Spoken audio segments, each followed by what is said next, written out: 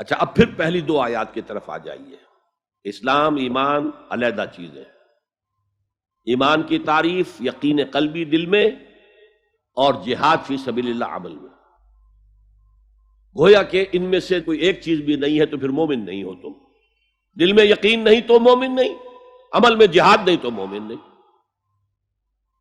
اب اسی کو دوسرے مقام سے جو میں نے آیات پڑھی تھی، سورہ صف کی آیت نمبر 10-11، یا ایھا الذین آمنوا هل ادلکم علی تجارۃ تنجیکم من عذاب علیم، اہل ایمان کیا میں تمہاری رہنمائی کروں اس تجارت کی جانب جو تمہیں جہنم کے عذاب سے بچا دے، نجات دے دے۔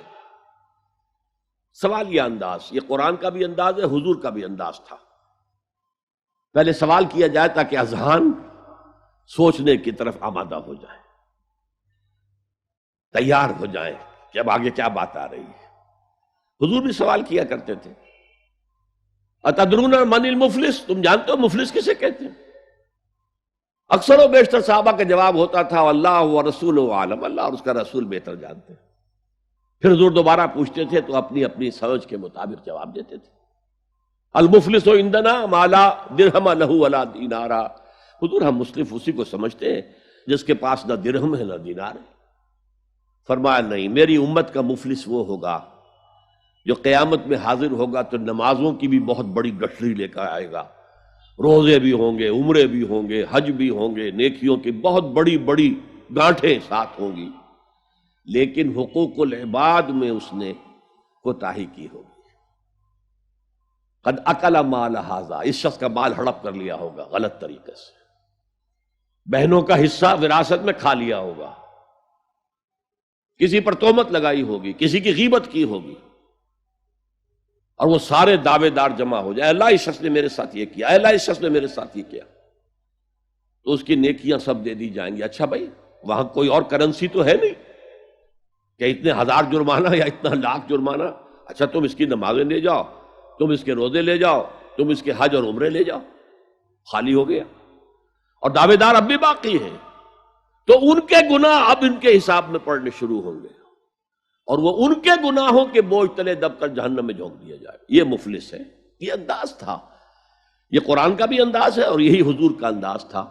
یا ایھا الذین آمنوا هل ادلکم علی تجارۃ تنجیکم من عذاب علیم، اے ایمان والو، اے ایمان کے دعوے دارو، یا اے وہ لوگوں جو ایمان قانونی حاصل کر چکے ہو، یا اے وہ مسلمانوں جن کی رسائی ابھی تک حقیقی ایمان تک نہیں ہوئی، یا ایھا الذین آمنوا هل ادلکم علی تجارۃ تنجیکم من عذاب علیم، کیا میں بتاؤں تمہیں وہ تجارت، وہ کاروبار جس کا نفع کیا ہوگا کہ جہنم سے چھٹکارا پا جاؤ۔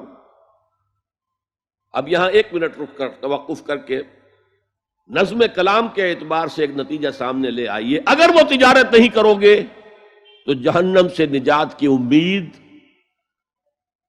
یہ تمہاری وشفل تھنکنگ ہے، تمہاری آرزویں ہیں، تلک امانیہم، یہ ان کی خواہشات ہیں جنہوں نے عقیدوں کی شکل اختیار کر لی ہے۔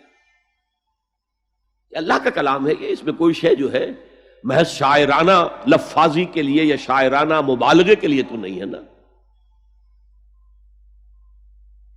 گنجینہ معنی کا طلسم اس کو سمجھیو جو لفظ کے غالب میرے اشعار میں آوے، تو قرآن میں جو لفظ آ رہا ہے وہ ہر لفظ اپنی جگہ پر معنی کا خزانہ ہے۔ هل ادلکم علی تجارۃ تنجیکم من عذاب علیم، اب جواب سنیے، تؤمنون باللہ ورسولہ، ایمان لاؤ اللہ پر اور اس کے رسول پر جیسا کہ ایمان لانے کا حق ہے۔ بات وہی ہو گئی نا، وہ پہلا تمہارا قانونی ایمان تھا، اصل ایمان کچھ اور ہے۔ اسی کو سورہ نساء میں فرمایا، یا ایھا الذین آمنوا آمنوا باللہ ورسولہ والکتاب الذی نزل علی رسولہ والکتاب الذی انزل من قبل، اے ایمان کے دعوے دارو ایمان لاؤ جیسا کہ ایمان لانے کا حق ہے، اللہ پر بھی اور اس کے رسول پر بھی، اور اس کتاب پر بھی جو اپنے رسول پر اس نے نازل فرمائی، اور اس کتاب پر بھی جو پہلے نازل کی تھی۔ تؤمنون باللہ ورسولہ وتجاہدون فی سبیل اللہ باموالکم وانفسکم، بالکل وہی آیت نمبر 15 بن گئی کہ نہیں سورہ حجرات کی۔ ایمان لاؤ اللہ پر اس کے رسول پر، یا ایمان رکھو اللہ پر اس کے رسول پر جیسے کہ ایمان کا حق ہے، اور جہاد کرو اللہ کے راہ میں اپنی جانوں اور مالوں کے ساتھ۔ تؤمنون باللہ ورسولہ وتجاہدون فی سبیل اللہ باموالکم وانفسکم ذالکم خیر لکم ان کنتم تعلمون، یہی تمہارے حق میں بہتر ہے اگر تم سمجھو۔ اگرچہ بظاہر تو گھاٹے کا سودا ہے دنیاوی اعتبار سے، اللہ کی راہ میں جہاد کرنا جان کا اندیشہ ہے، قتال کے لیے نکلنا جان کا، جو اگر بچ کے آ گئے تو ایک نئی زندگی سمجھیے، ورنہ انسان میدان جنگ میں جاتا ہے تو جان ہتھیلی پر رکھ کر جاتا ہے۔ مال مانگا جا رہا ہے اللہ کی راہ میں، مال دے کر دنیا میں تو بہرحال دولت کی کمی کا احساس ہوتا ہے نا، اگرچہ تمہیں گھاٹے کا سودا نظر آتا ہے، حقیقت میں یہی نفع کا سودا ہے اگر تمہارے پاس علم حقیقی ہے۔ اب ان دو مقامات سے جو نتیجہ میں نے نکالا، there can be no ایمان without jihad فی سبیل اللہ، there can be no salvation on the day of judgment without jihad فی سبیل اللہ۔ خليل بالقرآن هو إمامنا على هداية الله آمتنا، كلام ربنا هدايتنا، عطاء جبريل على رسولنا۔